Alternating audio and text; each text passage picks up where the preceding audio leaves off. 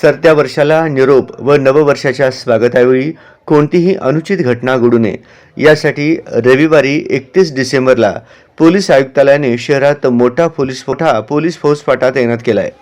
यासाठी 70 static point 13 ठिकाणी नाकाबंदी बॅरिकेडचे नियोजन केले आहे। तर उत्साहात कोणी अनुचित वर्तन केल्यास कारवाईचा इशारा पोलीस आयुक्त डॉक्टर राजेंद्र माने यांनी दिला आहे। 31 डिसेंबर रोजी इंग्रजी कॅलेंडर वर्षाचा शेवटचा दिवस आहे। मध्यरात्री 12 नंतर नवीन वर्षाच्या स्वागतासाठी कार्यक्रमांचे आयोजन केले जाते। यात विशेषतः तरुण तरुणी मोठ्या प्रमाणात सहभागी होतात। उत्साहामध्ये तरुण मुले रस्त्यावर पायी दुचाकीवर फिरतात। अतिउत्साहात अपघात घडू शकतात। तसेच दारू प्राशन करून गाडी चालविणे, ट्रिपल सीट दुचाकीवर फिरत आरडाओरडा, महिलांची छेडछाड, बिभत्स वर्तन केल्यास संबंधितावर कारवाई केली जाईल। रस्त्यांवर महिलांच्या सुरक्षिततेसाठी महिला गस्ती पथक, दामिनी पथक नेमले आहे। शहरात रहदारीवर नियंत्रणासाठी ठिकठिकाणी बॅरिकेडिंगची व्यवस्था केली आहे। शहरात सोनसाखळी चोरी व महिला सुरक्षिततेसाठी गुन्हे शाखेचे पथक नेमले आहेत। सोलापूर शहरात एकूण 70 स्टॅटिक पॉईंट 13 ठिकाणी नाकाबंदी व बॅरिकेड लावण्यात आले आहेत।